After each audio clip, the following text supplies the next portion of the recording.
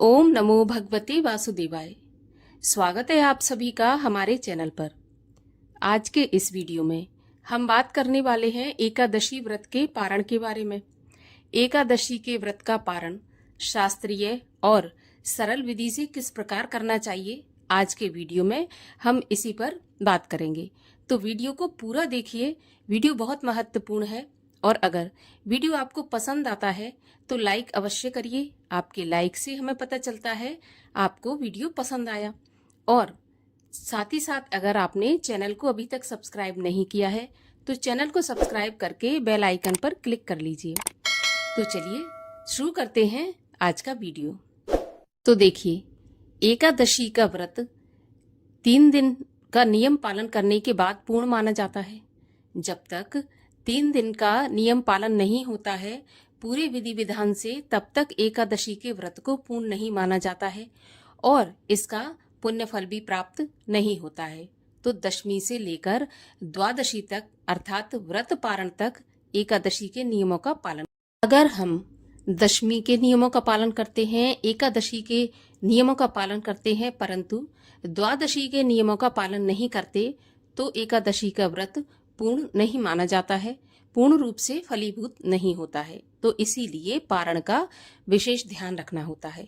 अब मैं आपको इसमें शास्त्रीय और सरल विधि बताऊंगी सबसे पहले, जिससे कि शास्त्रों में बताया गया है कि किस प्रकार पारण करना चाहिए। तो देखिए, शास्त्रों में ऐसा लिखा है कि द्वादशी के दिन प्रातःकाल ब्रह्म मुहूर्त में उठें, स्नान आदि से निवृत्त होने के बाद उसी स्थान पर बैठें जहां पर आपने एकादशी का पूजन किया था।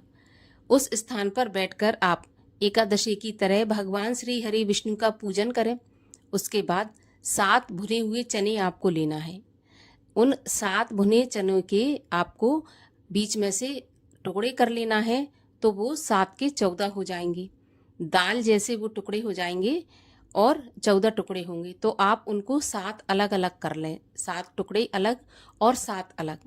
फिर 7 टुकड़े लेकर आप अपने हाथ में रखें और एक एक टुकड़ा अपने सर के पीछे से फेंकते जाएं और मन में ऐसा विचार या भावना करते जाएं कि मेरे 7 जन्मों के शारीरिक, वाचिक और मानसिक पाप नष्ट हुए। इस प्रकार से 7 चने अपने सर के ऊपर से पीछे फेंकें। फिर जो आपने 7 बचाकर रखे थे उन्हें खाकर आपको व्रत का पारण करना है। आप वो 7 टुकड़े खा लें, फिर उसके बाद आप जल पिए। अब जल कितना पीना है, तो देखिए, पारण के समय जल आपको पीना है 7 अंजलि।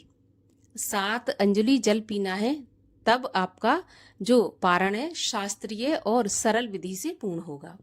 ये विधि मैंने आपको बताई शास्त्रों में। अब मान के चलिए कि अगले दिन यानी कि एकादशी के दूसरे दिन आपका कोई दूसरा व्रत पड़ जाता है।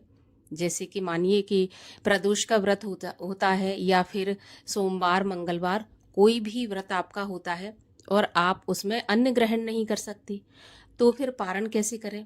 तो ऐसा बताया गया है कि फिर आपको पारण तुलसी दल से करना चाहिए, गंगा जल से करना चाहिए।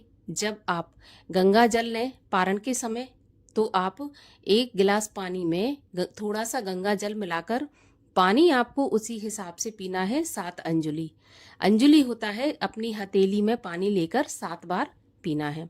इस प्रकार से 7 बार पीना है, तब व्रत का पारण होता है। इसके अलावा आप फल से और दूध से, आप ड्राई फ्रूट से पारण कर सकते हैं। देखिए, चाय से या कॉफी से व्रत का पारण नहीं करना चाहिए। आप पारण करने के बाद चाय कॉफी पी सकते हैं, लेकिन पारण करते समय चाय कॉफी से आप पारण न करें। तो इस प्रकार से आपको पारण करना है। जब आप तुलसी दल से पारण करें तो ध्यान रखना है कि तुलसी दल को आपको चबाना नहीं है, निगल लेना है, क्योंकि तुलसी दल को चबाया नहीं जाता। तो इस प्रकार से पारण करें। अब शुद्ध एवं सात्विक भोजन से भी पारण किया जा सकता है। आप बिना प्याज लहसुन का भोजन, या फिर ऐसा माना जाता है कि एकादशी के दिन चावल नहीं खाए जाते, परंतु द्वादशी के दिन चावल खाना अनिवार्य माना जाता है। अब कभी कभी ऐसा होता है कि बहुत ही सुबह सुबह व्रत का पारण करना होता है और चावल नहीं बन पाते हैं, तो फिर आप एक दाना या 2 दाने कच्चे चावल के लें, उनको चबाकर आप अपने व्रत का पारण कर सकते हैं। ऐसा नहीं है कि चावल आपको बनाकर ही खाना है। अब पारण के पहले जो ध्यान में रखना है वो नियम ये है कि पारण के पहले आपको एक ब्राह्मण को भोजन कराना है। अगर किसी वजह से आप घर बुलाकर ब्राह्मण को भोजन नहीं करा सकते या ब्राह्मण उपलब्ध नहीं है उस समय पर, तो क्या करें, और पारण भी करना है, तो आपको एक ब्राह्मण के भोजन की कच्ची सामग्री, जिसको कि हम सीधा बोलते हैं, वो अलग निकाल के रख दें। अगर उसी समय आप भेज सकते हैं या पहुंचा सकते हैं ब्राह्मण तक या मंदिर तक तो पहुंचा दें। अगर नहीं पहुंचा सकते तो अलग निकाल के उसको रख दें, और द्वादशी के दिन किसी भी समय आप मंदिर में दान करा सकते हैं। तो इस प्रकार से अलग निकाल के रखें। दान के साथ में दक्षिणा भी रखें, क्योंकि बिना दक्षिणा के दान भी पूर्ण नहीं माना जाता।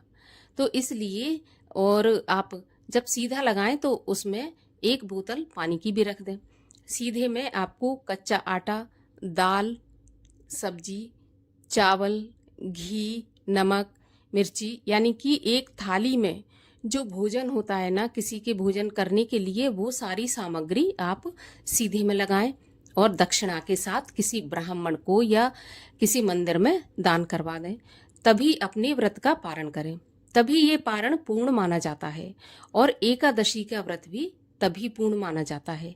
इसके बाद आप पारण के पहले तुलसी की सेवा, जो कि आप एकादशी के दिन नहीं कर पाते, वो द्वादशी के दिन कर लेना चाहिए। ध्यान रखें कि द्वादशी के दिन भी तुलसी पत्र नहीं तोड़े जाते, तो तुलसी पत्र आप द्वादशी को भी नहीं तोड़ें।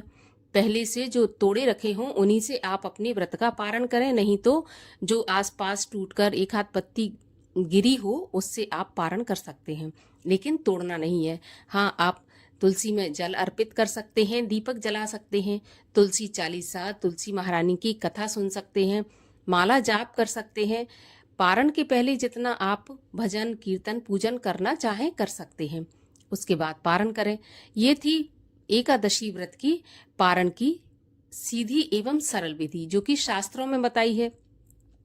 अब जब आप व्रत का पारण करें, एकादशी के व्रत का पारण करें, तो पारण करते समय क्षमा याचना अवश्य करें। जैसे कि आप पारण कर रहे हैं तो भगवान के सामने आपने जब एकादशी के दिन संकल्प लिया था, उसी प्रकार से क्षमा याचना करें कि प्रभु, मैंने आपका इस एकादशी का व्रत पूरी श्रद्धा से और अपनी सामर्थ्य के अनुसार किया है। मुझसे जो भी गलतियां हो, जो भी भूल हुई हो, उसको क्षमा करके मेरे इस व्रत को अंगीकृत करें और मुझे अपने चरणों में स्थान दें। इस प्रकार से जैसी आपके मन में भावना आती है उस प्रकार से भगवान से प्रार्थना करें।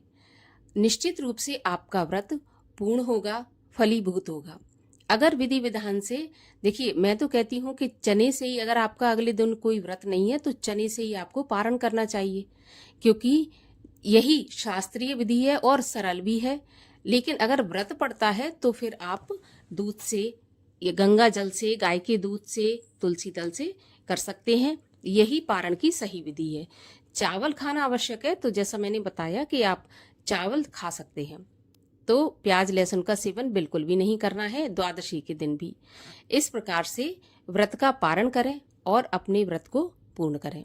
तो आशा करती हूँ कि एकादशी व्रत पारण की विधि आपको समझ में आ गई होगी और सभी 26 एकादशियों का पारण इसी प्रकार किया जाता है। किसी भी एकादशी के पारण का नियम कोई अलग नहीं है।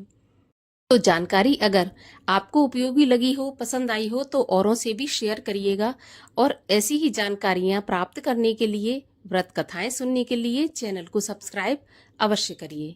मिलते हैं अगले वीडियो में, तब तक के लिए हरे कृष्ण।